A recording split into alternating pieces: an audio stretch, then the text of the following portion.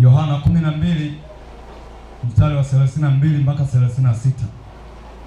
Yohana 12 32 mpaka 36.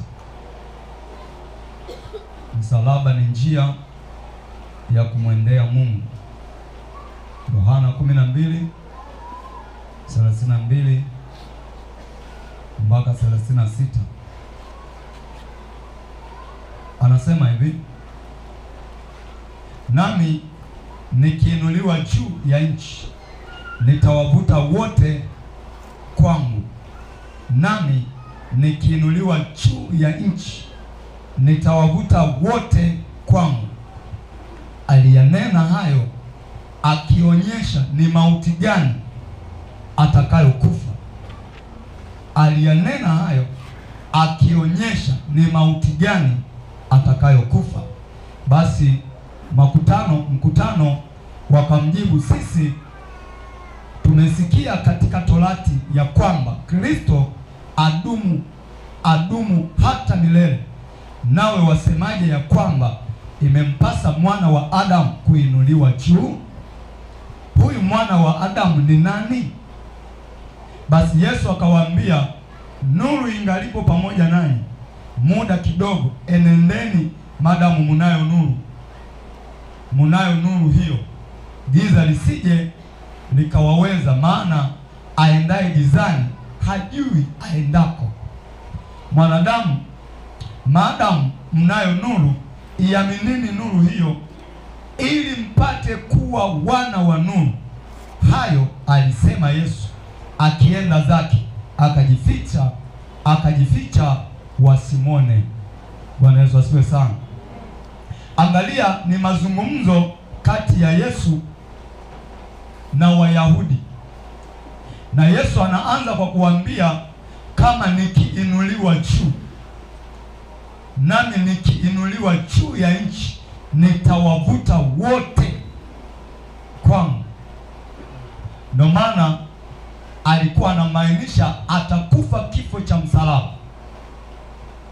wataniinua juu ya msalaba na kuwavuta kwangu. Manake watamjua Mungu, watamwona Mungu, maana mimi ni ndani ya Baba na Baba yu ndani yangu. Kwa hiyo nitawavuta, manake nitawaleta kwa Mungu nikiwa pale msalabani. Mwambie mwenzako, msalaba ni njia ya kumwona Mungu. Anasema, nami nikiinuliwa juu ya msalaba, nitawavuta wote kwangu. Yesu alikuwa ni mwanadamu 100%, lakini alikuwa na umungu ndani yake 100%. Ndio maana alikuwa haoni shaka kuambia wanadamu, aliyeniona mimi amekwisha kumwona Baba.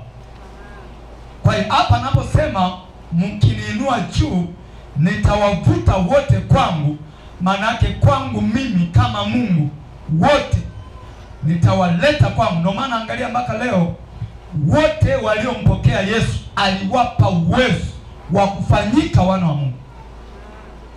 Maandiko yanasema wote waliompokea aliwapa uwezo wa kufanyika watoto wa Mungu. Kwa nini? Ndani ya Yesu, ndani ya Mungu, ndani ya Mungu, ndani ya Yesu. Alipoinuliwa juu ya msalaba, ndio maana leo tumeokolewa. Unaona tuko hapa, watu wa lugha mbalimbali, watu wa kabila mbalimbali, watu wa jamaa mbalimbali. Nani katukusanya hapa? Ni Yesu. Bwana asifiwe sana.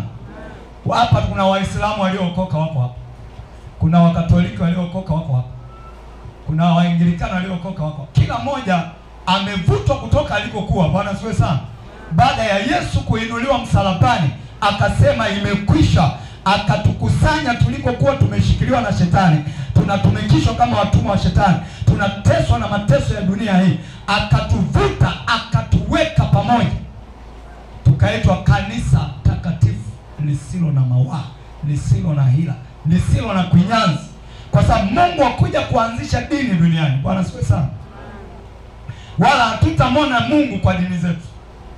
Manake kama ingekuwa tiketi ya kwenda mbinguni ni dini, basi dini zilikuwepo bora kuliko hizi za leo. Kulikuwa na dini ya Mafarisayo, Masadukayo. Kulikuwa na dini za waandishi. Ndio maana unaona wametajwa kwenye Biblia waandishi. Kwa na madhehebu yao, Masadukayo, wana sheria. Lakini hazikufaa, kwa sababu hao ndio waliokuwa wanaua mitume, waliokuwa wanaua manabii wale ambao Mungu alikuwa anawatuma duniani. Au watu wa dini ndio walikuwa wanawaua. Ndio maana ukisoma Biblia hii unaona waliomuua Yesu walikuwa ni watu wenye dini zao. Bwana asifiwe sana. Manake walikuwa na dini lakini ndani yao hawakuwa na Mungu. Walikuwa na imani fulani ndani yao walikuwa hawana Mungu. Ndio maana unaona Yesu anahubiri na kuponya, watu wa dini wanainuka wanamwambia, kwa nini umeponya siku ya Sabato? Kwa hiyo Sabato ni bora kuliko Mungu. Wanamwambia huyu mtu hamchi Mungu, angekuwa na mcha Mungu angeheshimu Sabato. Ina maana Sabato ni bora kuliko Mungu. Ndio maana leo unaona watu ameheshimu sana dini yake, Mungu hamheshimu. Yaani amekuwa na ibada ya nidhamu sana akiwa kanisani, lakini ndio huyo mmiliki wa baa fulani, ndio huyo ana duka linauza mapombe makali yanayoua figo, yanayoua maini, lakini ukimkuta ibadani ana heshima, yaani wakikushika mkono mpaka na busu, lakini lina baa moja inakesha usiku na mchana. Sasa huyo anamjua Mungu? Anaheshimu dini lakini hamheshimu Mungu. Ndio maana Yesu ikabidi aje afe msalabani, awavute watu kule waliko ambapo wanajua wanamtumikia Mungu, kumbe sivyo. Anasema nami nikiinuliwa juu ya nchi nitawavuta wote kwangu. Aliyanena hayo akionyesha ni mauti gani atakayokufa. Sasa angalia hao watu wanahoji kwamba sisi tumesikia Yesu atakapokuja atadumu milele. Wewe unasemaje kwamba ukiinuliwa juu ya nchi utawakuta wote? Mbona sisi tumesikia huyo Kristo anapokuja atadumu milele? Wao walijua atadumu kwa mwili ule aliochukua kwa Mariamu. Kumbe maandiko yalikuwa yanazungumzia kwamba atadumu milele katika mwili usioharibika. Ndio maana unaona Yesu ni jina pekee linaloishi mpaka leo. Bwana asifiwe sana. Kwa jina la Yesu viwete wanatembea. Kwa jina la Yesu viziwi wanasikia. Kwa jina la Yesu tunaona ishara na maajabu zikifanyika. Ni ishara kwamba walichoambiwa hawakukosewa. Ni kweli Kristo anaishi milele. Mpaka sasa tunamwona akifanya kazi yake. Wao walijua watamwona kwa ule mwili wa kuharibika.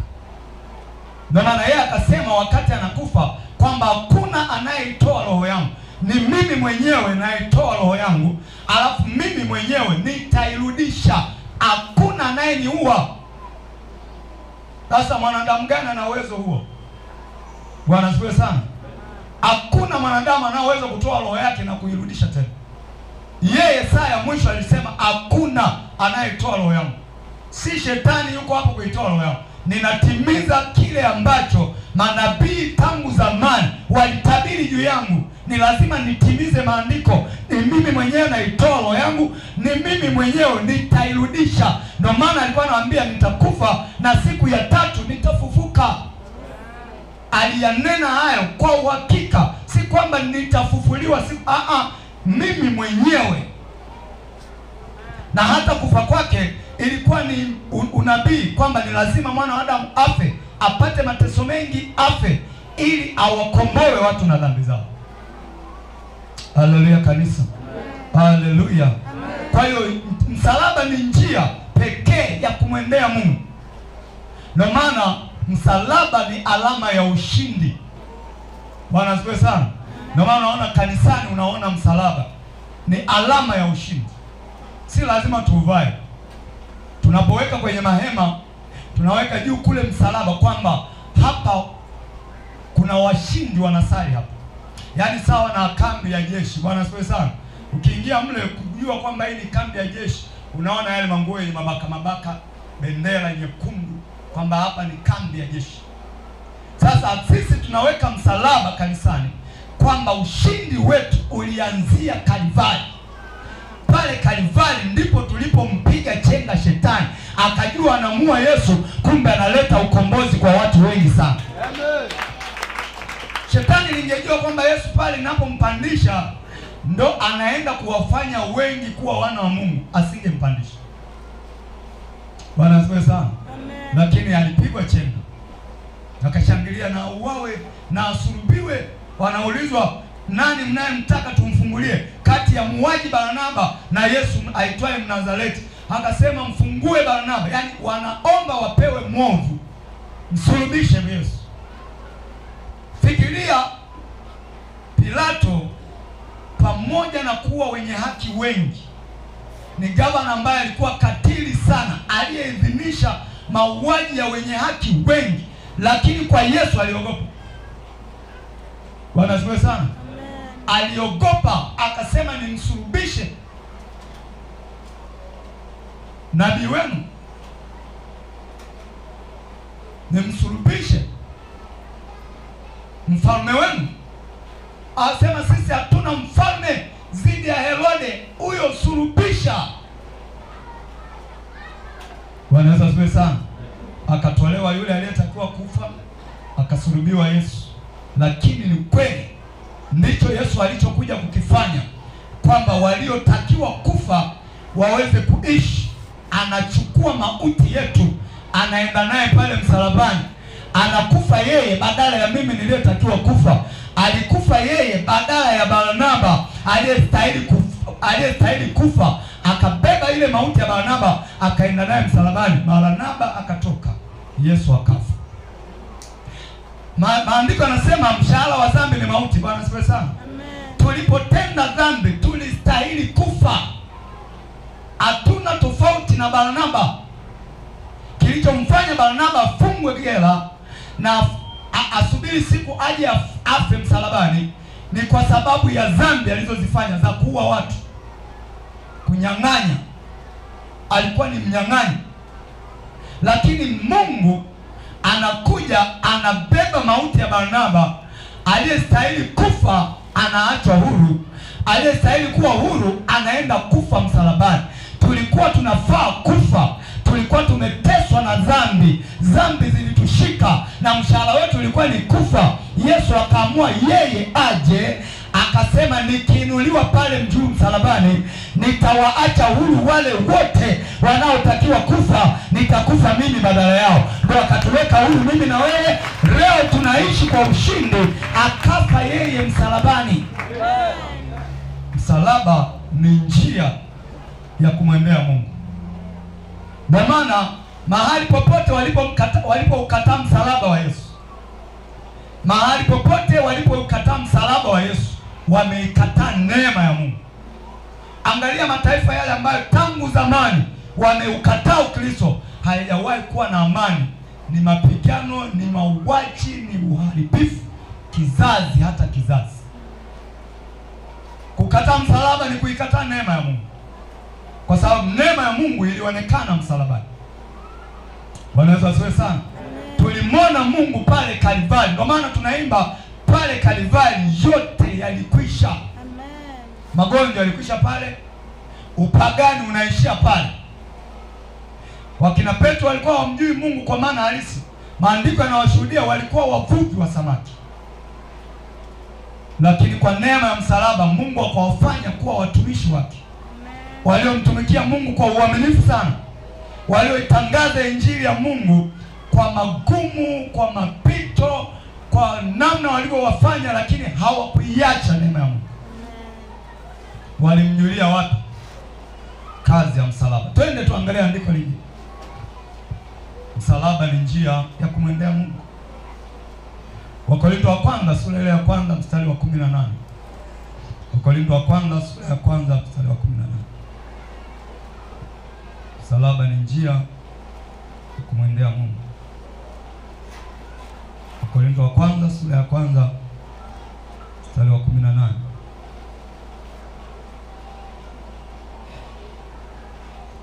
Anasema kwa sababu neno msalaba kwa wanaopotea ni upuuzi, Hebu tuseme wote neno msalaba. Sema neno msalaba kwa wanaopotea ni upuuzi. Anasema bali kwetu sisi tunaookolewa ni nguvu ya Mungu. Kwa wanaopotea msalaba wameudharau. Ndio maana wakipatwa na shida, mbio mbio kwa waganga, mbio mbio kwenye kwa manajimu hawa, kwa wasoma nyota, kwa waangalia viganja. Kwao msalaba wameona ni upuuzi. Lakini Biblia inaweka wazi kwetu sisi tunaookolewa msalaba ni nguvu ya Mungu.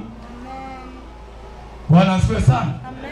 Unaposema nimekimbilia kwa Yesu, umekimbilia kwenye nguvu za Mungu. Unaposema nimekimbilia msalabani, umemkimbilia Mungu mzima mzima. Msalaba kwetu sisi tunaookolewa ni nguvu ya Mungu. Ndio maana unaona mtu alipigwa na shetani huko, alipoamua kumkimbilia Yesu, hata kama alikuja nyanga, Yesu anayahuisha tena maisha yake, anarejesha uzima, kwa sababu msalaba ni nguvu ya Mungu. Nguvu ya Mungu. Neno msalaba, si ukachonge ile msalaba uweke nyumbani mwako. Neno msalaba. Na mnajua Yesu ni neno, si ndio? Tunaposema neno msalaba, Yesu ni neno la Mungu. Yeye anaitwa neno la Mungu. Kwa hiyo alipokufa pale msalabani, kwetu sisi ni nguvu ya Mungu ilitukomboa. Iliyomwagika pale msalabani ni damu ya Mungu mwenyewe. Haleluya kanisa. Amen. Anasema neno msalaba kwao wanaopotea ni upuuzi. Kwa nini wanaona upuuzi? Kwa sababu wamepotea. Na maandiko yanasema waliopotea hawajaanza kupotea jana au juzi. Wamepotea tangu tumboni mwa mama zao. Si umesoma Biblia eh? Waliopotea wamepotea tangu tumboni mwa mama yao. Tangu wakiwa kwenye matumbo ya mama zao walipotea. Ndio maana hata walipozaliwa wakaishi, wakaona msalaba ni upuuzi. Wakaona wokovu ni upuuzi. Kuokoka ni ujinga. Mimi niokoke mimi? Niokoke mimi na shida gani? Anafikiri kwamba tumeokoka kwa sababu tuna shida fulani. Hapana. Hatujaokoka kwa sababu ya shida fulani. Kwa sababu hata wale waliobaki kule nje bado wana mashida mengi. Tumeokoka kwa sababu msalaba kwetu sisi tunaookolewa ni Mungu amekuja kutuokoa. Anatutoa kwenye mawindo ya shetani, anatunyang'anya kwenye mapagala ya shetani, anatutoa kwenye magereza ya shetani, anatuambatanisha na Mungu mwana ambaye kwa huyo tutamwona Mungu. Katutoa kwenye mazizi ya mashetani. Ndio maana kabla hujaokoka ulikuwa kwenye mila na desturi za ajabu za kutambika kila Disemba, za kila baada ya muda fulani kupeleka hela ya sadaka kwa shetani, kwa mganga. Bwana asifiwe sana. Unakuwa na mzee fulani ambaye ana sauti kwako, huwezi akiongea lolote, huwezi kukanusha, huna ujasiri wa kukataa chochote anachokitaka, itabidi ufanye tu, kwa sababu tu ya uchawi alionao, kwa sababu ya majini alionayo. Lakini sisi tulipookolewa, nguvu ya Mungu ikaja ndani yetu. Hata kama mtu anasifika kwa majini, hatumogopi. Hata kama mtu ni mganga, hatumogopi. Hata kama mtu ana namna fulani ya ujuzi wa kishetani, hatumogopi. Kwa nini hatumogopi? Msalaba kwetu sisi tuliookolewa ni nguvu ya Mungu imekuja kukaa ndani yetu. Bwana Yesu asifiwe sana. Kabla ya hapa ilikuwa ni waulize hao ambao hawajaokoka, wana wazee wao, akitaka chochote lazima ufanye. Unamwogopa shetani, unamwogopa mchawi, unamwogopa mtu ambaye analuka usiku, anapaa usiku. Yesu akaona nitawaokoa, nitawapa nguvu zangu. Nitawaokoa wapi? Pale msalabani. Ndio maana akiwa Kalvari akasema imekwisha. Kuonewa tena imekwisha. Kudhulumiwa tena imekwisha. Kuwaogopa wazee wa mji, sijui wazee wa kijiji, sijui wazee au ndo wazee, imekwisha. Ataogopewa Mungu peke yake, ataabudiwa Mungu peke yake, tutamtukuza Mungu peke yake. Ndio maana unaweza ukalivali msalaba shingoni na wenzako wanakuja wananyoa nywele zako, wanakuchanja chale. Mama moja alichukuliwa mateka. Akawa yani anachoongea kieleweki. Yani akili ilivurugika. Lakini shetani kamchukua mateka na rozari iko shingoni. Sasa tunamwombea mimi na hii imeshindwa kumsaidia. Hii si ilikuwa mshingoni, imeshindwa kumsaidia. Kwa nini mnaoamini rozari? Hakuna mahali Biblia inatuambia tuamini rozari. Inatuelekeza kwenye rozari. Umesoma hilo andiko? Bwana asifiwe sana. Amen. Hakuna. Biblia inasema wawili wenu wakiwa pamoja wakiomba lolote kwa jina la Yesu, sio kwa jina la kitu fulani, wakiomba lolote kwa jina langu, hilo nitalifanya, ili Baba atukuzwe ndani ya Mwana. Nani mkiomba lolote kwa jina langu mimi Yesu, nitalifanya. Si kwa njia ya rozari, si kwa njia ya mayuda, si kwa njia ya kitu fulani, si kwa njia ya kuabudu kitu fulani. Hapana. Pale msalabani ndipo tulipopatia ushindi. Kwa kila anayefuata msalaba unakuelekeza kwa Mungu. Bwana asifiwe sana. Amen. Yesu alikuwa anatuelekeza kwa Mungu. Anaupatanisha. Ndio maana ya kuinuliwa juu. Kwamba mimi mkininua juu ya nchi, nikiinuka juu, nitaupatanisha ulimwengu ulioharibika, nitaupatanisha na mbingu. Bwana asifiwe sana. Ndio maana yeye aliyetoka hapa duniani ambaye ni Yesu, alipokwenda mbinguni, Roho wa Mungu akashuka duniani. Bwana asifiwe sana. Akaingia kwa waamini. Wale waamini wakaanza kufanya mambo yale yale aliyoyafanya Yesu. Nani aliyetuletea Roho Mtakatifu? Ni Yesu. Kama ahadi yake alivyotuahidi, nikiniinua juu ya nchi, nitawavuta wote waje kwangu. Alipoinuliwa juu ya nchi, akatupatanisha na Mungu, akatuletea Roho wake Mtakatifu. Yule Roho Mtakatifu anapokaa ndani yetu, tunakuwa na shauku na Mungu, tunakuwa na hamu ya matakatifu, tunakuwa na shauku ya kumwabudu Mungu katika roho na kweli. Sio katika ibada za liturujia. Yesu anakataa ibada za liturujia. Anasema, anamwambia yule mwanamke pale kisimani mwenye dhambi kwamba mama, nisadiki mimi. Maana liturujia ya Wayahudi ilikuwa ni kumwabudu Mungu mlimani. Ndio maana sisi tukifunga tuendi mlimani, tunakaa hapo, si ndio? Mlima leo uko ndani ya kanisa hapa. Yesu anamwambia yule mama, nisadiki. Hamtamwabudu tena Mungu katika mlima huu. Anasema saa ipo na saa inakuja, watakao mwabudu Mungu kwa uhalisia watamwabudu ndani ya roho. Bwana asifiwe sana. Katika roho na kweli, ndani, yani Roho wa Mungu akiwa ndani, unasikia ibada. Ndio maana leo unaona watu wana ibada ya lisali moja. Mhubiri anaachiwa dakika 15. Na kwa sababu mhubiri mwenyewe naye kafa rohoni, anakuambia dakika 15 zinanitosha kabisa. Kwa sababu na yeye ni mfu. Yesu alishasema kipofu akiongoza vipofu wenzake wote wawili jehanamu. Ndio maana ya Shimoni, wote wawili wataingia shimo. Dakika 15 mimi nahubiri nini? Hivi wewe mwalimu tu wa shule ya msingi au ya sekondari au chuo, hivi anaweza kaingia darasani akafundisha dakika 15 na watoto wanamuelewa? Sasa si zaidi kwa habari ya ufalme wa Mungu. Ndio maana wanatoka pale hawajaelewa.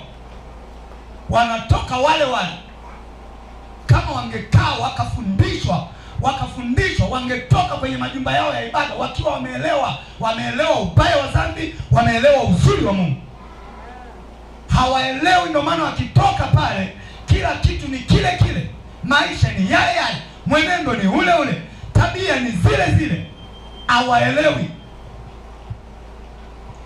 Wanatushangaa sisi ibada ya kutoka saa 9, wanashangaa mnawezaje? Na watu mpaka mchungaji anakuuliza saa 9 na watu unakuwa nao. Kwa nini? Roho wa Mungu asipokuwa ndani yako huwezi kufurahia ibada. Bwana asifiwe sana. Kinachotufanya tupende kukaa ibadani ni ule ushirika na Roho Mtakatifu, ule ushirika na Mungu. Tunajazwa Roho Mtakatifu alipotiwa mafuta na Samueli. Kwa ila ya Daudi kukaa ibadani. La ya Daudi ilikuwa ni kumwimbia Mungu. Ndio maana unaona nyimbo za Zaburi zile ni nyimbo za sifa ambazo Daudi alikuwa anamwimbia Mungu. Hatuoni akiliimbia taifa. Sasa leo angalia binadamu wa leo wanafurahia kuimba mapenzi. Mtu anatunga nyimbo mashairi 20 na kidogo anayaimbia mapenzi. Hivi tuko sawa? Unayasifu mapenzi. Yaani unachukua sanamu la mwanadamu wenzako unaanza kumsifia. Nakupenda sana, wewe mzuri. Yaani wimbo mzima anamsifu, analisifu li sanamu. Na lenyewe linalosifia uliko pale lina makucha bandia, makope bandia, lina kazi ya kukenua kidogo, limuonyeshe jinsi lilivyovaa shetani. Tunaenda wapi? Tunaenda wapi? Bwana asifiwe sana. Binadamu tunaenda wapi? Biblia anasema kusifu, tunatakiwa tuwasifu hao wanadamu wenzetu. Tunatakiwa tuwaimbie sifa wanadamu wenzetu. Mbona leo wanadamu wanayafanya haya? Na hao watu ukimwambia okoka umepotea, ni wabishi. Anajivunia dini yake. Mimi wewe, dini yetu ndo ya Mwenyezi Mungu. Una dini ya Mwenyezi Mungu, unaimbia mapenzi. Unasifia mapenzi, unasifia ulimwengu ulioharibika. Unaonyesha anasa za dunia. Wewe unaonaje kwenye nyimbo zao? Ni kukuonyesha anasa za dunia hii. Watakuonyesha daraja la Nyerere, watakuonyesha gorofa zile za pacha pale Posta, watakuonyesha sijui. Hivyo vitu ni anasa za dunia hii. Anakuonyesha kwenye fahari ya nyumba fulani, hoteli fulani anakoimbia. Inanisaidia nini? Haleluya kanisa. Unaonaje kama wanadamu wangejua kazi kubwa Yesu aliyoifanya msalabani, wangeelewa, wangempa sifa Mungu anayestahili. Amen. Na kwa nini hawezi kumsifu Mungu? Kwa sababu roho wa Mungu ndani yao hayupo. Yule roho anayekupa kumsifu Mungu ndani yao hayupo. Ndio maana wanasifu vinyago, wanaimbia vitu vya dunia hii.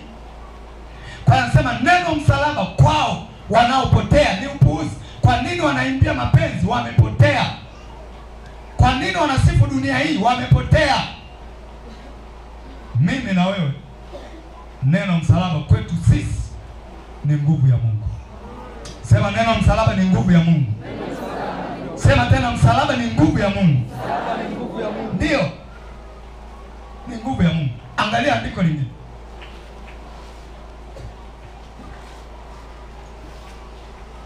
Waefeso sura ya 2 mstari wa 13 mpaka wa 16 pale.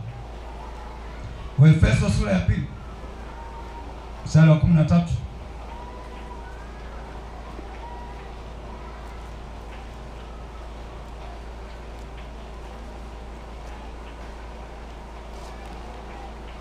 Waefeso 2:13 anasema hivi: lakini sasa katika Kristo Yesu, ninyi mliokuwa mbali hapo kwanza mmekuwa karibu kwa damu yake Kristo. Lakini sasa katika Kristo Yesu, ninyi mliokuwa mbali hapo kwanza mmekuwa karibu kwa damu ya Kristo. Kwa damu yake Kristo, kwa maana yeye ndiye amani yetu,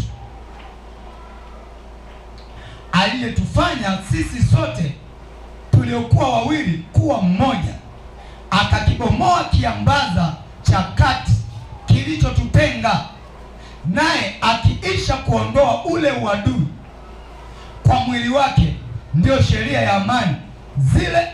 Ndio sheria ya amri zilizo katika maagizo, ili afanye wawili kuwa mtu mpya mmoja ndani ya nafsi yake, akafanya amani. Mstari wa 16. Akawapatanisha wote wawili na Mungu. Akawapatanisha wote wawili na Mungu katika mwili mmoja kwa njia ya msalaba, akisha kuufisha ule uadui kwa huo msalaba. Akatupatanisha sisi ambao tulikuwa wawili, tulikuwa mbali na Mungu. Mungu alikuwa peke yake, sisi tulikuwa kivyetu. Akatupatanisha, tukawa sisi na Mungu pamoja, tukawa sisi na Mungu mwili mmoja. Ametupatanisha kwa njia gani? Ametukutanisha kwa njia gani? Kwa huo msalaba wake. Amen. Angalia anachokisema. Anasema akawapatanisha wote wawili na Mungu katika mwili mmoja kwa njia ya msalaba, akiisha kufisha ule uadui uliokuwa unatutenga na Mungu. Ameufisha ule uadui kwa huo msalaba. Kwa hiyo kilichokuwa kinatutenga na Mungu ni dhambi. Kilichokuwa kinatufanya tusimwone Mungu ni dhambi. Lakini kwa msalaba wa Yesu ukatupatanisha na Mungu. Ndio maana leo Mungu anakaa ndani ya mtu aliyemwamini. Hayuko tena mbinguni kwa aliyeokoka. Hayuko tena kule mawinguni kwa aliyeokoka. Anakaa ndani yangu. Na kwa ushahidi wa maandiko mengi kuanzia Agano la Kale, Mungu alikataa kukaa kwenye nyumba zilizojengwa na wanadamu. Akamwambia Daudi, utanijengea nyumba ya aina gani? Hata initoshi. Mbingu zenyewe hazinitoshi. Kwenye maandiko ya Agano Jipya anasema, hamjui miili yenu ni hekalu la Roho Mtakatifu? Roho wa Mungu anakaa ndani yetu kwa upatanisho wa msalaba. Msalaba umetupeleka, umetuongoza Mungu aliko, na tulipomwona tukawa si wawili tena, tukawa umoja. Yeye ni ndani yangu na mimi ni ndani yake. Ndio maana Yesu anasema, kaeni ndani yangu na mimi ndani yenu. Sasa usifikiri atakuja na mwili ule alioondoka nao anaingia kwako. Anakaa ndani ya wale waliomwamini kwa njia ya Roho wake Mtakatifu. Amen. Haleluya kanisa. Amen. Bwana Yesu asifiwe sana. Amen. Akaufisha ule uadui kwa huo msalaba. Msalaba unatuelekeza kwa Mungu, unatuongoza Mungu aliko, unatuambia pita huko, Mungu yupo huko. Ndio maana hapa duniani Biblia inasema kuna njia mbili, njia ya mauti na njia ya uzimani. Sasa njia hizo mbili ni Shetani na Yesu. Shetani amekuja na hubiri mabaya kwa sababu alifukuza mbinguni kwa ubaya wake. Malaika wa Shetani wamekuja wanatangaza ubaya kwa sababu walifukuzwa kule mbinguni na ubaya wao. Lakini Roho Mtakatifu alikuja akahubiri amani kwa Mariamu. Kwanza akaanza kwa kumsalimia, salamu Mariamu, je, unaweza ukaniruhusu nije kwako nipate mwili niwakomboe wanadamu na dhambi zao? Mariamu akasema, mimi ni mtumishi wa Mungu, njoo. Angalia mashetani kama yanapokuja kwa mtu kama yanasalimia. Yaani unaamka tu tayari liko ndani na lishaweka ubaya fulani, lishaweka homa fulani. Na malaika wa Mungu vile vile. Biblia inasema malaika wa Bwana wanafanya kituo kwa wamchao Mungu wakiwazungukia. Lakini malaika wale waliomwasi Mungu, wao wakija kwako ni kuloga, ni kuchinja, ni kuua, ni kuharibu. Kwa hiyo wako malaika wa Mungu, wako malaika mashetani. Bwana Yesu asifiwe sana. Ambao Biblia inawasema huwa wanakuja kama malaika wa nuru. Ndio maana hata leo unaona wahubiri wengi wapo duniani. Lakini utamjuaje huyu mhubiri wa Mungu? Huyu mhubiri ameitwa na Mungu, anamtumikia Mungu. Utaona chembe ya Mungu ndani yake. Tuna huruma ndani, tunakuwa na ule utu wa kimungu ndani yetu. Au wa shetani hawana huruma na wewe. Ndio maana maombi kwake anataka ununue. Yale maji ya upako si yanauzwa? Au anapewa bure, si yanauzwa? Yale mafuta si yanauzwa? Vile vinaitwa vifaa vya rohoni si wanaviuza? Wanavigawa bure. Kama vya rohoni gawa bure basi. Kwanza mimi sielewi kitu cha rohoni unakionaje? Mungu ni roho, wewe umewahi kumwona Mungu? Sasa akili wanadamu wamezipeleka wapi? Wanaambiwa tutawauzia vitu vya rohoni. Vinaonekanaje? Angalia hao walimuhoji Yesu kwamba wewe, sisi tumeambiwa mwana wa Adamu atakapokuja atadumu milele. Wewe unasemaje utakufa? Huyo mwana wa Adamu ni nani? Wenzetu walikuwa wanaweza hata kuhoji. Au wa leo imekuwaje? Wanaambiwa tuna ibada ya vifaa vya rohoni, hata kuhoji vitu vya rohoni vinaonekanaje? Wewe unavionaje vitu vya rohoni? Mpaka unapewa, mpaka unauziwa. Si cha rohoni tena hicho. Bwana Yesu asifiwe sana. Vya rohoni havionekani kwa macho ya nyama. Mambo ya rohoni yametambulika kwa jinsi ya roho. Sasa leo kuna pela la rohoni eti. Kuna peasi la rohoni. Na wanadamu wananunua. Hata mashetani yenyewe anatushangaa. Sasa hivi tumewavuruga akili kiasi hichi. Tunawauzia vitu, tunawaambia vya rohoni na mnanunua. Lakini angalia tabia za matunda. Yesu alisema mtawatambua walio wa kwangu kwa matunda. Angalia washirika wanaowaongoza, tabia zao. Matunda ya mimi utayaona kwa mshirika wangu. Bwana asifiwe sana. Amen. Yaani ukitaka kujua huyu mtumishi ni wa Mungu, angalia anaowaongoza wameweza kubadilika, wanafanania na huyu Yesu. Lakini wewe unaona matunda yao ni vimini, ni vinguo vilivyobana, ni makope, ni ushetani, yani mambo ya kahaba. Ndio matunda yake. Wewe ukitaka kujua mchungaji wa kanisa hili ana Mungu hana Mungu, angalia washirika wake. Hapa yapo madoa, lakini ni yale yenye mabishi, yale makaidi. Si kwamba hayasikii, anasikia. Ni yale yenyewe yaliyokataa kubadilika. Ukienda kwenye ibada za vijana, onyo lipo. Ukienda kwenye ibada za wamama, onyo lipo. Ukija kwenye ibada za katikati ya wiki, onyo lipo. Kwa hiyo ukishindwa kubadilika, ni wewe umeamua kubaki na madoa yao. Lakini wengi wetu tunaona matunda. Walikuja watu wako vibaya, leo wamebadilika. Wako waliokoka hapa ni wana njia zao zisizofaa, hazifai hata kusema. Leo wamebadilika. Matunda utawajua kwa matunda. Amen. Wale tulioitwa tunapigania sana mageuzi, kwamba watu hao wageuke, wamjue Mungu wa Ibrahimu, Isaka na Yakobo. Amen. Wale ambao wameitwa na shetani hawana mpango na hilo. Wao wanapigania sana kuchukua cha kwako. Na maana hata mafundisho yao ni uchumi, ni mafanikio, ni mabaraka haya. Wewe njoo, wanakuambia wewe njoo utakapokuja. Hapa ni uhuru. Sasa wewe nenda hata ofisi za serikali. Bwana asifiwe sana. Amen. Zina utaratibu wake. Eti leo kanisani hakuna utaratibu. Eti njoo vyovyote vile. Kanisa la aina gani? Nenda hata taasisi za watu binafsi mbalimbali, zina sheria yake, zina miko yake. Eti kwa Mungu wewe njoo vyovyote. Ukija na tight sawa, ukija na umenyoa viduku si sawa, umekuja sijui umebandika makope sawa, ukija na nguo imekubana, yani wewe njoo vyovyote. Kwa hiyo kwa tunda lile unajua hapa Mungu hayupo. Bwana Yesu asifiwe sana. Amen. Huo msalaba hata kama uko pale, ni wale wawili wale, hata kama hilo eneo lina msalaba wameweka. Palikuwa na misalaba mitatu pale Kalvari. Pale Golgotha. Palikuwa na msalaba wa mnyang'anyi. Bwana asifiwe sana. Amen. Upande wa kuume wa Yesu palikuwa na msalaba wa mnyang'anyi upande wa kushoto wa Yesu.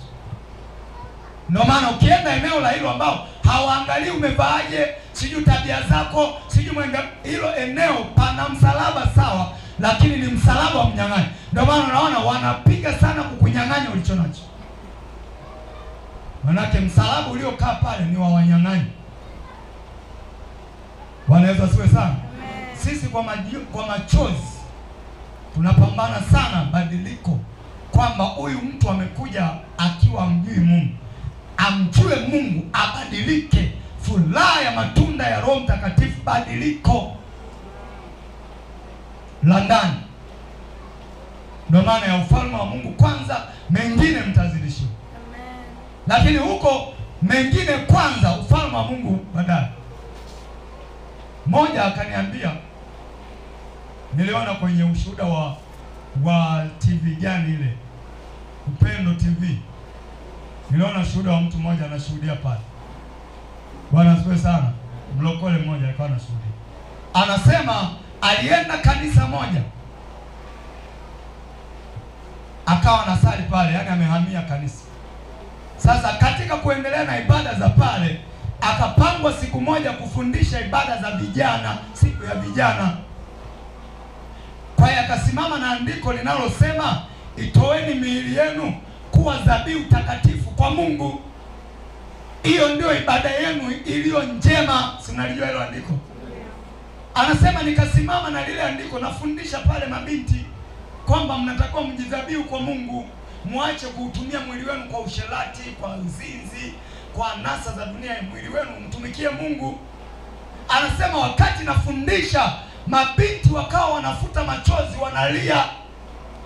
Baada ya lile fundisho wakamfuata, wanamwambia mtumishi, mbona andiko hilo hilo baba mchungaji aliwahi kutufundisha hapa, na kwa andiko hili amenilala mimi. Bwana Yesu asifiwe sana. Anasema kwa andiko hilo kanilala. Akasema kwani mkuona lile andiko, utoe mwili wako kwangu, uwe dhabihu kwangu. Hivi kweli inaingia hiyo? Huo msalaba wa Yesu, hata kama kanisani pao pana msalaba wa Yesu, huo wa mnyang'anyi. Anasema anatoka binti yule, akaja binti mwingine na yeye anashuhudia, anasema kwa andiko hilo hilo baba. Naona haya mababa ya kizungu.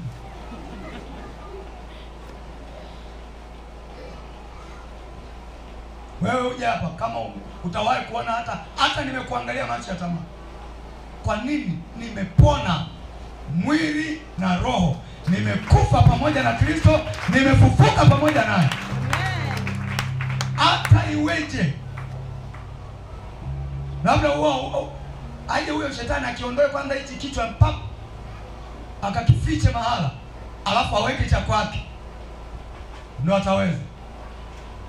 Na hii si kwa sababu mimi mchungaji, ni kwa kila aliyekombolewa msalabani.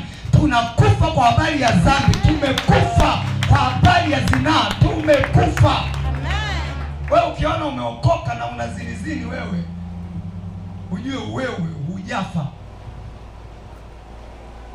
Acha yazini yale mapagani kule nje, kwa sababu gharama ya msalaba ni kubwa sana. Wenzako wanadini wanazini, wanadini wanafanya uharamia, kwa sababu hakuna gharama kule. Hawajanunuliwa kwa gharama yoyote. Wewe umenunuliwa kwa gharama ya Kalvari, kwa gharama ya damu ya Yesu. Amen. Unawezaje tena ndani ya Kalvari umenunuliwa kwa gharama zote hivi, alafu una tamaa zisizo na maana? Anasema wakamfuata wasichana, wanamwambia baba ametumia hilo andiko kutuambia, si mmeona utoe mwili wako kwangu. Na kwa sababu wanaofundishwa hawaujui ukweli, ndio huko kuna vitu guys, unaona kinachoendelea sasa hivi mtandaoni. Bwana asifiwe sana. Tunasema tuamini mitandao, lakini lisemalo lipi? Simeona kinachoendelea?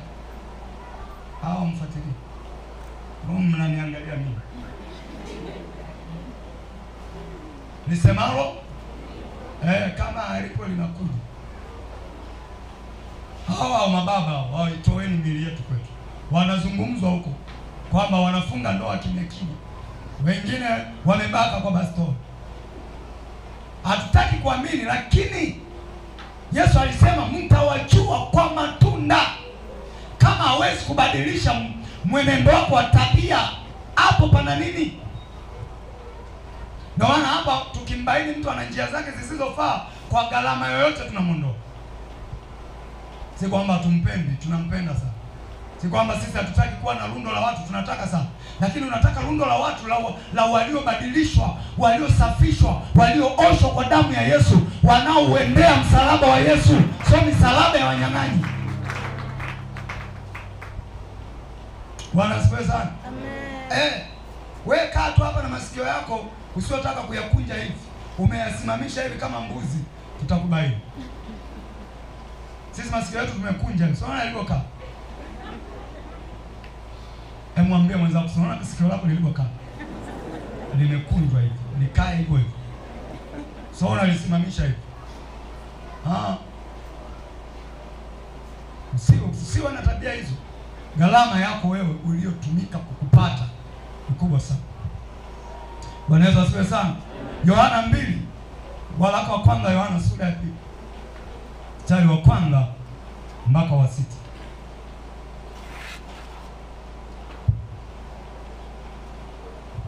Waraka wa kwanza wa Yohana sura ya 2 mstari wa kwanza mpaka wa 6.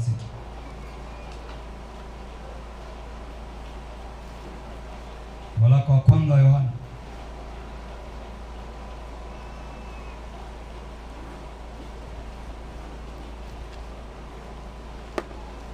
sura ya 2 mstari wa kwanza anasema hivi: watoto wangu wadogo, nawaandikia haya ili kwamba msitende dhambi.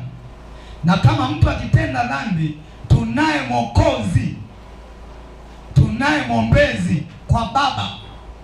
Mwombezi kwa Baba, Yesu Kristo mwenye haki. Jamani, hapa anayetuombea ni Mariamu. Pameandikwa tunaye mwombezi Mariamu, Mtakatifu Perpetua, Yuda. Ameandikwa nani anayetuombea? Yes. Tuparudi. Naona wengine hawajapaona. Twende. Kama mtu akitenda dhambi, tunaye mwombezi kwa Baba. Jina la mwombezi Yesu Kristo mwenye haki. Anayetuombea kule mbinguni ni Yesu Kristo mwenye haki.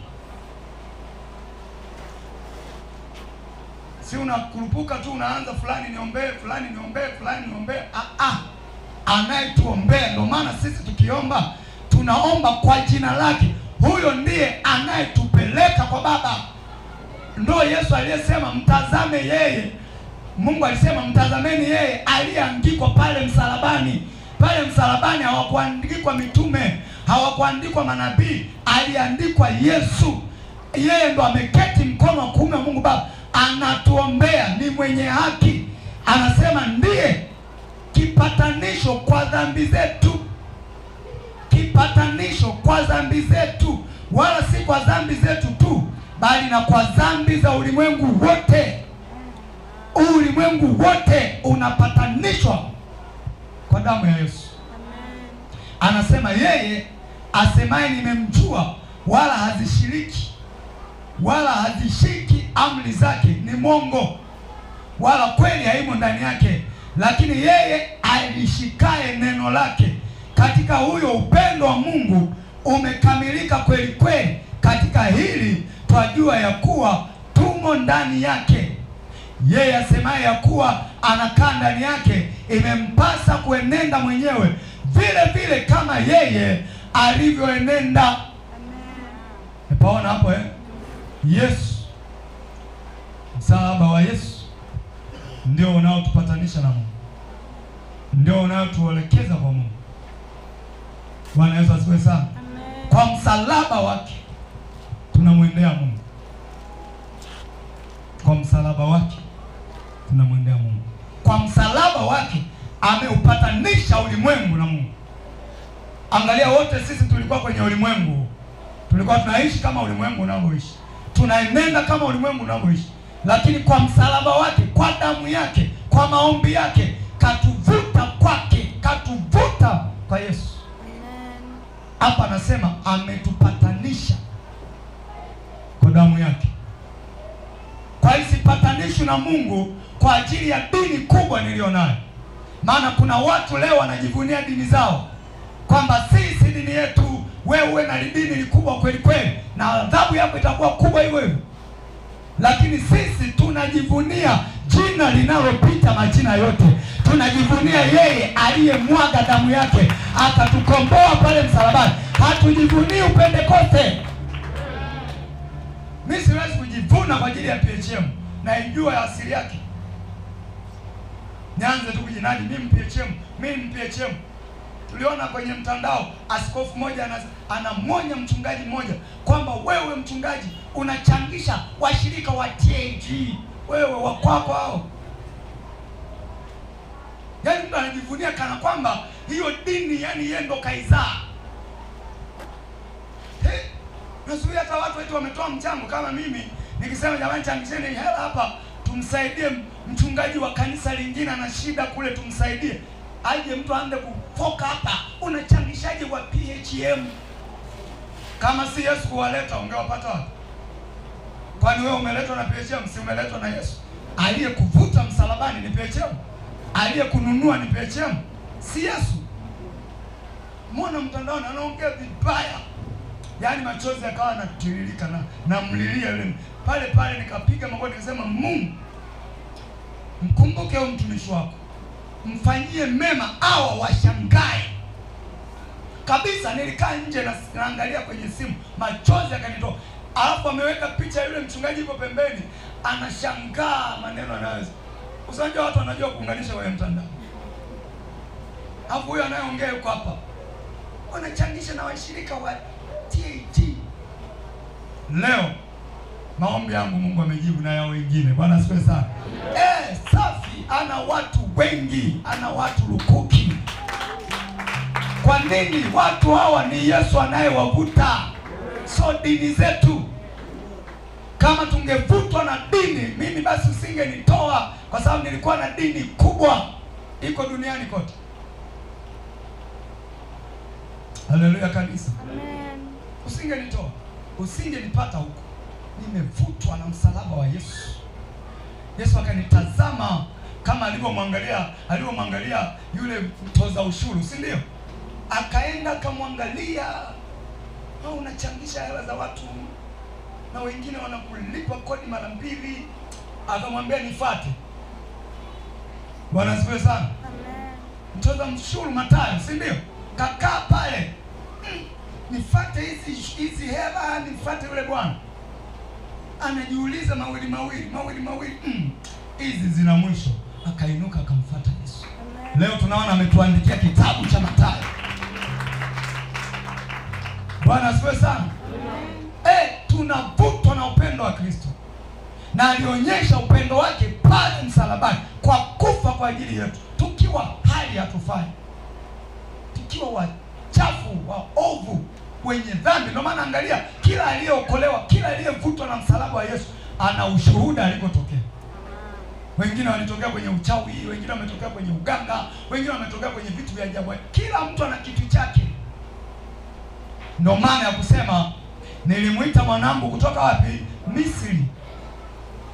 Alituita tukiwa kule Misri, tukifanya vitu visivyofaa, lakini tuko huko Misri na tuna dini zetu. Bwana asifiwe sana. Umepata na ile kipa inaitwa kipa asiyefungwa magoli, kipa imara. Kipa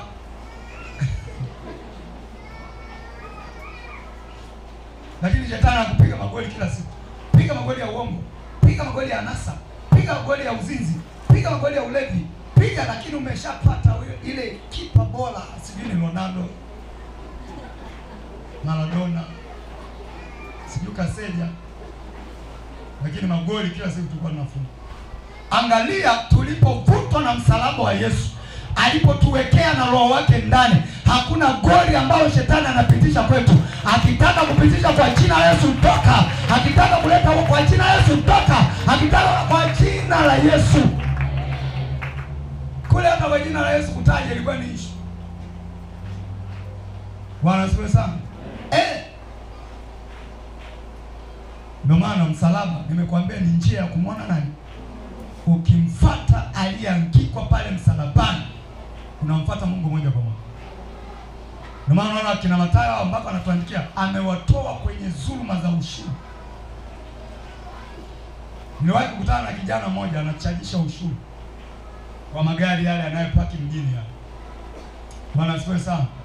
Anasema, bwana mchungaji, nilikuwa namwambia wewe, namshuhudia sali hapa, sali hapa. Leo mchungaji, si kwamba hatupendi kusali. Mimi napenda, sababu Mungu na siku nimekuja pale, nikakusikiliza injili yako, nikayapima na maisha yangu, nikasema hapa nitamdanganya Mungu. Unaona alichoniambia? Nikamwambia kwa nini? Akasema, mimi nikwambia tu kweli, nachajisha ushuru kule mjini. Muda mrefu umepita sasa, sijui saizi kwa. Mimi nachajisha ushuru wa magari haya. Sasa huwa ili kwanza uwekwe kwenye kitengo, kwamba upambo kwenye kitengo cha kukatisha vile vikatasi. lazima utoe kitu, na ukishatoa kitu lazima ule na wale waliokuweka. Unakulaje wakati kunakuwa na risiti za kutoa?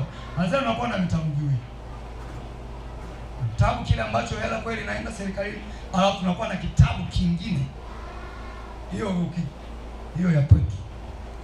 Sasa nikakusikiliza unachokifundisha hapa na ninachokifanya, nikasema nitakuwa namdanganya Mungu, niacha kwanza nizikusanye. Bwana asifiwe sana.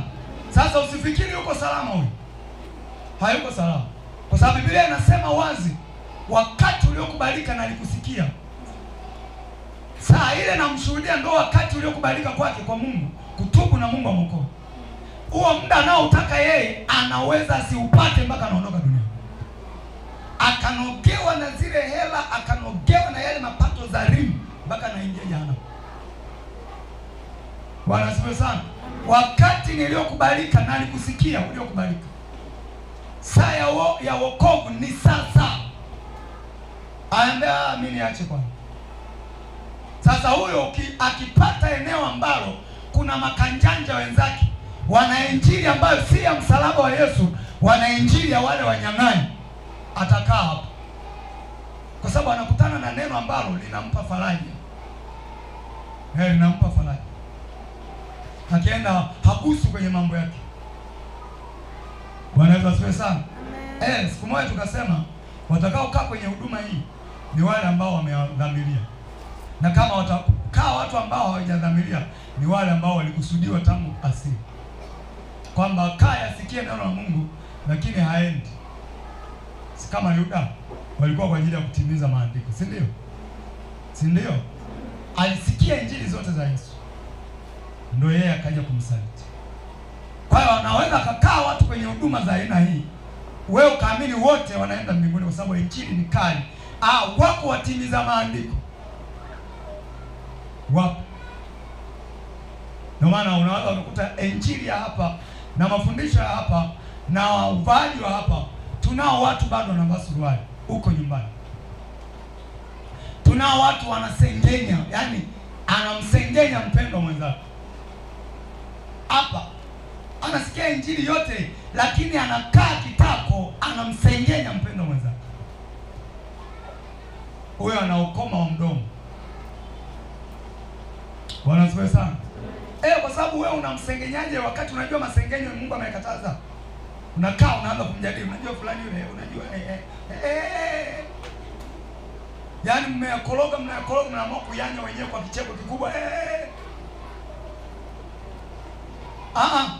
Kama kweli unampenda Yesu, yanapoanza masengenyo, kemea. Kwamba jamani, mnasikiaga mainjili ya pale, mnasikiaga tukienda kwenye idara zetu tunachofundishwa. Tusimjadili. Kama ana makosa tumuiteni, tumwambie. Sasa mateto yanatoka wapi? Bwana asifiwe sana. Niliwahi kumkemea mwanangu. Kalikuwa na tabia, sijui ni tabia njema, sijui ni mbaya. Kakitaka kukuambia kitu kana kufanyia kwenye siku hiyo. Hata kama kitu chema. Nikamwambia sasa hapa mamako atajua mimi na wewe tunamsema. Hebu sema ulichonisema kwa sauti, ulichosema hapa sema kwa sauti. Kumbe anaomba tu, baba naomba ruhusa niende nikacheze mahali fulani. Sasa mamako atajua, atatuelewaje? Kwa sababu wote macho yetu yapo kwake, si ndio? Unaanza kuumia, mtoto amenisaliti. Ananiteta na mamake. Nikamwambia ongea, ukija kwangu ongea. Baba ninataka ruhusa nikacheze kwa fulani. Ili mimi nisikie na mamako asikie. Na ukienda kwa mamako sipendi umfanyia. Mwambie mama, na 1 2 3. Sasa mama enda hivi, mimi naanza kuhisi, naona mama na mtoto wanaanza kunisema vibaya. Ndivyo ilivyo katika kanisa. Sisi ni nani? Ni ndugu katika Kristo Yesu. Unaangaje na wenzako? Mwambie wenzako tabia hiyo ikome kwa jina la Yesu. Mwambie kama unafanya hivi acha mara moja. Maana dhambi yoyote ni tamu. Unajua dhambi kama sukari. Wale utotoni ambao tulikuwa tunalamba sukari mikono juu. Wote tumelamba sukari. hata wewe umejificha tu, umelamba. Sasa dhambi ni kama kulamba sukari. Ukilamba hivi unaona tamu, lamba tena mwisho kakopo fiu. Kwa hiyo utasema namsengenya leo, dhambi ni tamu, rudi kesho tena utamsengenya, ukirudi tena, mwisho mpaka kanisa linanyakuliwa, nyinyi mtakutana kwenye masengenyo. Wenzenu wamekwenda, nyinyi mpo kwenye masengenyo. Usiseme nitaacha kesho. Bandu anasema bandu humaliza gogo. Leo unasengenya, kesho unasengenya, kesho mwishoni inakuwa desturi yako. Ukikaa unataka tusengenye fulani, tusengenye fulani, mwishoni utakuja kusikia kanisa limeondoka, umeachwa kwenye masengenyo. Kwa sababu hatutaachwa mpaka nimeua mtu. Visambi hivi vidogo vidogo usivyotaka kuviacha hivyo vitakuzuia kwenda Kalvari. Bwana Yesu asifiwe sana. Acha, mwambie mtu mbele yake kwamba wewe unanikela, unapofanya 1 2 3 unachukia, acha hii tabia. Sasa unamkalia kitabu tu. Hata mumeo kama haendi sawa, mwambie kwamba baba fulani, tabia yako hii na hii sitaki, mimi inanitesa hii tabia. Acha. Mimi si msaidizi wako, acha hii tabia. So wakusanya watoto, mnajua baba yenu, mnajua baadaye watoto, baba anarudi, waona ili jamaa hii ndio litesaji la mama yetu. Umewapanda sumu. Na baba hivyo, mama haendi sawa, mwambie. Bwana asifiwe sana. So unachukua mtoto wako, unaenda ukanaye huko, unaanza kueleza uovu wa mama. Mwambie tabia hii sipendi. Au unaenda kumsemea kwa rafiki yako. Ukiona unatoa mambo ya ndani unayapeleka kwa rafiki yako, wewe ni mfu. Kwa sababu yule rafiki ana mume wake. Lazima wamama hawajajaliwa kutunza vitu. Bwana asifiwe sana. Wamama hawajajaliwa kufanyaje? Mbona mnaongelea chini, kwani uongo? Hamjajaliwa hiyo neema. Ndio maana hamna hii.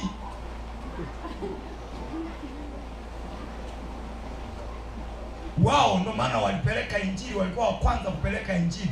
Wakisikia wanataka kushirikisha. Wanasiwe sana. Walipofika kaburi halipo, Yesu hayupo, wakawa wa kwanza kushirikisha. Ndio kawaida yao. Wao wanapenda kushirikisha. Tunaona hata yule mama kisimani na Yesu, baada ya story ya maji haya, una kitekeo, akatoka akaenda kushirikisha, wengi wakamwona Yesu. Bwana Yesu asifiwe sana. Amen. Sasa wewe ukichukua ya kwako kama ni mama, ukapeleka kwa rafiki yako, atamshirikisha mume wake. Mume wake na yeye ana majamaa yake, atayashirikisha. Kwa hiyo unakuta ya kwako ndani, yako huko. Watu wakikuona, mama fulani bwana ovyo kweli. Kwa nini? Yani alinieleza mume wake, yani tabia yule mama hapo. Wewe acha tu. Bora hata mke wangu. Tayari unaharibu mwenyewe nyumba yako. Bwana asifiwe sana.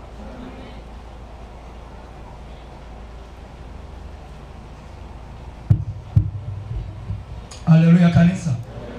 Ndio maana lazima uwe na hekima. Ni nani anafaa nikimpelekea hili atalitunza, atalishauri. Angalia kesi ya Hana na mwenzake Penina. Hana alipeleka wapi? Alipeleka Shilo. Tena akataka aseme mwenyewe na Mungu kwamba Mungu, unajua kinachoendelea kwenye ndoa yangu. Mume wangu ameniolea mke kitanzi, hataki nitume watoto wake. Kila ninachokifanya ananinena vibaya, anatumia fimbo ya mimi kutokuzaa kunitangaza hadharani. Mungu akampa majibu. Wanasikia sana. Wako wanaume wako hivyo. Yaani ana uwezo wa kupeleka ya ndani kwa marafiki yake. Tajua kabisa rafiki yake mwenyewe wa hovyo. Anamwambia, bora peleka hata basi ukishindwa peleka kwa mchungaji. Mchungaji ambaye unajua kweli ana hiyo neema. Wanasikia sana. Lakini unapeleka kwa rafiki yako mcheza mpira, timu nzima itajua. Kuanzia beki mpaka mfungaji watajua. Wanaweza siwe sana. Mwambie, baada ya kumwambia chukua hatua, ingia kwenye maombi. Mwambie, baada ya kumwambia chukua hatua, muombe. Iwe ni mama, iwe ni mume, hapa ni double. Kwa sababu wako wa mama ambao hawajui kukaa na vitu, na wako wa aina ya wanaume wengine wa hivyo hawana na wenyewe hii. Sijui saa ipo kwa huku. Kwa sababu wewe umepewa hii, umepewa na kifua kutunza vitu. Ndio maana mama ukimuumiza kwa maneno, yale maneno yanapitiliza, yanaenda kukuangua tumbo, anapata vidonda vya tumbo. Yeye hana kifua, si ndio? Ukimpa maneno makali, tumbo linachoma. Ndio maana ya Biblia kusema ishi nao. Hamna wa baba hapa. Biblia anatuambiaje wa baba? Tuishi na wa mama. Ukimpa maneno na kuacha leo unachukua na karatasi unatishia kuandika talaka. Unamuumiza vidonda vya tumbo. Kwa sababu yeye hana kifua cha kutunza yale maneno. Yanapitiliza Ndio maana unaona leo wamama wengi wana vidonda vya tumbo, wengi. Fuatilia, unakuta waume zao akianza kuongea kama CD. Wanasikia sana. Wewe baba, hata upigwe maneno vipi, yanakuja yanakaba hapa, yanakaa hapa. Mwanaume una hii kinga, yanakaa hapa tiki. Toa moyo unaniuma sana. Moyo wangu unaniuma sana. Baada ya pale mwenzako yanatitiriti. Ndio maana mkifiwa mama, kama ule msiba ni unamhusu sana, na baba labda wamefiwa na mtoto wao au wamefiwa na mtu wa karibu, baba anaweza akachukua muda sana kutoa machozi. Mama pale atalia, na pale anaweza kazimia. Hana sehemu ya kuhifadhi ule uzito wa maneno. Yanapitiliza, unaona tu wanaanza kupepea. Tumempa taarifa mbaya ya msiba, amefiwa na mamake. Lakini mwanaume anaanza kukuta, utafikiri hajajua huo msiba. Anajua, anaanza kufikiri kwanza, sasa tumefiwa na huyu bwana, watakula nini wageni wanaokuja? Anaanza kupiga hesabu za hema, nitalipata wapi? Nani anaweza kanisaidia hili? Anakuja kulia baadaye wakati wa maombolezo. Ndio uchungu unakuja, kumbe nimefiwa na mama. Mwenzako hajui hema litapatikana wapi, waombolezaji watakula nini, kashazimia. Wakija waombolezaji watajijua wenyewe. Kashazimia. Sisi huwa cha kwanza unaanza kuangalia na ukabili vipi hili tatizo. Bwana asifiwe sana. Hiyo ndio tofauti. Si kwamba tunachelewa kuanza kulia, unakuwa na mahesabu mengi. Kwamba itakuwaje, utapiga hesabu mpaka unampata, ili nimshirikishe fulani. Mwambie fulani. Mambo yamekaa sawa sasa. Saa ile ya maombolezo, watu wanaimba zile nyimbo za kuomboleza, ndio anaanza, mama kashaondoka. Mwanaume. Haleluya kanisa. Bwana asifiwe sana. Wewe una kinga, wenzako hawana kinga. Kwa hiyo tuambizane na kuombeana. Mwambie ukweli mwenzako, mwambie ukweli mke wako, mwambie ukweli mume wako, hiki na hiki sitaki. So unakuwa na kasumba ya kununa. Kuna wengine ana kasumba ya kununa, akiona jambo alifai ananuna. Sasa ukinuna ndio tatizo linatatuka. Muulize mwenzako, ukinuna ndio tatizo linatatuka. Sasa fikiria, nchi haina mabarabara, wananchi tumenuna. huku ndani tu barabara hamna, yaani hata barabara hamna. Mwambie nchi haina mahospitali, wananchi wote nuna. Hakuna kuongea na rais, tuko sawa? Hakuna kuongea na viongozi wetu tuwanuni, wakija kwenye mkutano wakianza oye tukae tu. Ndo unakuta wanandoa wako hivi. Mwambie mwenzako ufuate msalaba wa Yesu. Ukombolewe kwa msalaba wa Yesu. Tatizo halitatuliwi kwa kununa. Ndio maana Yesu alipoona dunia inaenda kupotea, Mungu akaamua kuja mwenyewe kutoa damu yake iwe fidia, kwamba hao watu wanateseka kwa sababu wametolewa sadaka kwa mashetani. Ninatoa damu yangu, ninawakomboa. Bwana asifiwe sana. Akamwaga damu yake, akasema sasa ninaihubiri amani duniani. Akaihubiri amani duniani. Wale wote tuliomwamini, hatuko tena kwenye vifungo, hatuko tena kwenye mateso. Damu ya Yesu pale msalabani imetuweka huru kabisa. Palipo na mashauri huja amani, si ndio?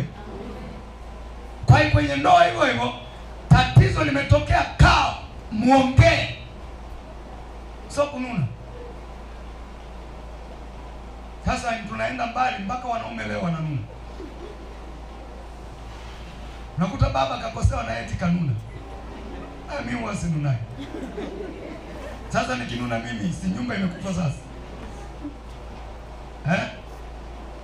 Hebu baba tuangaliane. Mwambie baba mwenzako, ukinuna wewe nyumba zimekufa sasa. Wengine mbona amani sana? Hao ndio umenuna. Kwa sababu wewe ndio kichwa, umenuna. Yaani rais wa nchi amenuna. Mishahara italipwa. Hela kwenye majimbo zitaenda. Kanuna. Palipo na mashauri. Hiyo ndio kazi aliyoifanya Yesu msalabani, kutupatanisha. Hapa sisi tumesoma ametupatanisha, si ndio? Ametupatanisha. Damu ya Yesu pale msalabani ilitupatanisha, patano. Unaposikia habari ya msalaba, upatanisho wakati yetu sisi na Mungu, lakini bayana ya mke na mume, mtu na mtu. Ndio maana naona tuna kipindi cha ushauri kwa sababu ya patanisho. Mimi ni nani nishauri? Aliye ndani yangu analo patanisho la kuwapatanisha watu na Mungu, la kuwapatanisha baina ya mtu na mtu, baina ya mwanandoa na mwanandoa, baina ya familia na familia. Tunaye hiyo neema ndani. Bwana asifiwe sana. Amen. Lakini yeye alishikia neno lake katika huyo upendo wa Mungu.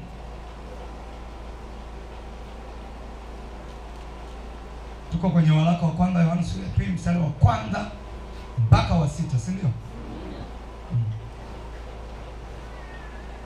Mstari wa 5 anasema, lakini yeye alishikaye neno lake katika huyo upendo wa Mungu umekamilika kweli kweli. Katika hili twajua ya kuwa tumo ndani yake. Yeye asemaye ya kuwa anakaa ndani yake, imempasa kuenenda mwenyewe vile vile kama yeye alivyoenenda. Yeye alikuwa mpatanishi, wewe lazima uwe mpatanishi. Yeye alikuwa anazungumza na Mafarisayo na Masadukayo na waandishi na wenye dhambi. Aliwaonya wenye dhambi, aliwakemea hadharani. Anawaambia, nyinyi Mafarisayo wanafiki, mnaosha vikombe nje, ndani kichafu. Anawaonya. Kwa hiyo lazima na sisi tuonyane, kama maandiko yanayosema, muonyane ninyi kwa ninyi. So madamu wewe ni baba, hata ukikosea hutaki kuonya. Madamu wewe ndo mleta hela ya kula hapo nyumbani, ni maana nyumba zingine kama mama ndo katafutaji. Nampa hongera mama wa hivi. Mama ndo mleta chakula. Kama wale mamama wale wa misali, si ndio? Misali, si anasema mwanamke wa misali anaamka asubuhi kama Melkebo amefananisha. Hongera, lakini isiwe mwiba kwa mwenzako. Kama wewe ndo mama mtafutaji, usiwe mwiba kwa mwenzako. Kama wewe ndo baba mtafutaji, isiwe mwiba kwa mwenzako. Muongee. Amekukosea, ongea. Umemkosea, ukubali kuonywa kabisa. Nawaambia, ziko nyumba baba hana sauti, kimya. Yaani akiangaliwa hivyo ameshajua hapa kitakachofuata ni kuhaibishwa. Ukiokoka hii haifai. Bwana asifiwe sana. Ukiokoka hiyo haifai. Lazima ukae kwenye nafasi yako, baba akae kwenye nafasi yako. Ndio maana ya lazima uenende wewe vile vile kama yeye. Yaani naleta chakula si sababu ya kumnyanyasa mwenzako. Mimi ndo mtafutaji hapa, sio sababu hiyo. Baba kaa kama baba, mama kaa kama mama. Heshima ya baba na mama iwe pale pale. Bwana asifiwe sana. Ndio. Kwa madamu unaleta chakula, ndo sasa usiguswe. Hata kama unarudi saa 8 za usiku usiulizwe ulikuwa wapi. Hata kama umeenda kazini, basi wasikuhoji utarudi saa ngapi, unanitafutia nini. Wewe subiri tu, utaona ninarudi. Baba, kwa upendo kabisa, unarudi leo saa ngapi? Tuweke chakula. Leo tumeanza kupangiana saa za kurudi. Ni haki yake kukuuliza. Si Biblia anasema ninyi si wawili tena, ni mwili mmoja. Ni haki ya kiungo hiki kujua kiungo hiki kina tatizo gani. Nani asiyejua mwili wake popote unapokuwa na tatizo? Mwili mzima unajua. Hapa mimi kiatu kinabana saizi. Mwili mzima unajua, unasikilizia maumivu kule. Wote kwamba mguu huu unasema kwa nini nisikibane hiki kiatu kwa hapa alafu nikatoa hivi. Yaani uko tayari kumsupport mwenzake atoke kwenye maumivu. Wanasikia sana. Kwa nini? Wanaelewa kinachoendelea. Sasa mtu hataki mwenzake ajue, wewe usitake kujua. Haiko hivyo. Uwe mama, uwe baba, haiko hivyo. Lazima uenende kama Yesu alivyoenenda. Yeye alitupenda sisi akatununua. Yeye ni Mungu, lakini hakujifanya kule kuwa Mungu ndo awe akanyenyekea chini yetu. Akatulilia pale msalabani, akalia, akapiga kelele, anakulilia wewe mwenye dhambi. Sema sasa mimi ndo Mungu, siwezi kukufia wewe mwenye dhambi. Mimi ndo mimi. Akajishusha akupate wewe, akanyenyekea. Biblia inasema akanyenyekea mpaka mauti, tena mauti ya aibu, ili akupate wewe. Akuona yeye kuwa sawa na Mungu ni kitu cha kushikilia. Akajishusha. Haleluya kanisa. Mwambie wenzako usinganganie nafasi ulionayo. Lazima ujue wewe ni nani. Tunatakiwa tuenende kama vile Yesu alivyoenenda. Point ya pili, au nitaianza Jumanne, muda sio rafiki. Point ya pili, andika msalaba umetupatanisha na Mungu. Msalaba umetupatanisha na Mungu. Msalaba umetupatanisha na Mungu. Pale tulipotoka, msalaba ni njia ya kumwendea Mungu. Msalaba umetupatanisha na Mungu. Tasoma andiko moja tuingie kwenye maombi. Wakolosai 1:19 mpaka 22. Wakolosai 1:19 mpaka 22. Msalaba wa Yesu umetupatanisha na Mungu. Wakolosai 1:19 mpaka 22. Anzia mstari wa 19 mpaka wa 22. Anasema hivi: kwa kuwa katika yeye ilimpendeza utimilifu wote ukae, na kwa yeye kuvipatanisha vitu vyote na nafsi yake, akiisha kufanya amani kwa damu ya msalaba wake. Kwa yeye, ikiwa ni vitu vilivyo juu ya nchi au vilivyo mbinguni, kwa yeye ametupatanisha na Mungu kwa msalaba wake. hapa anasema kwa msalaba wake. Kwa msalaba wa Yesu umetupatanisha na Mungu. Tumepatana naye kwa msalaba wake. Leo mimi naitwa Mkristo kwa msalaba wake. Nisingeitwa Mkristo kama si msalaba wa Kalvari. Nisingepatana na Mungu kama si kazi ya Kalvari. Kazi iliyofanyika msalabani imenifanya mimi leo naitwa mwana wa Mungu. Natembea kifua mbele katikati ya mashetani, katikati ya mizimu ya ukoo, upande wa baba, upande wa mama. Niko salama kwa sababu ya patanisho la kazi ya msalaba. Kama si kazi ya msalaba, tungekwisha angamizwa na mizimu.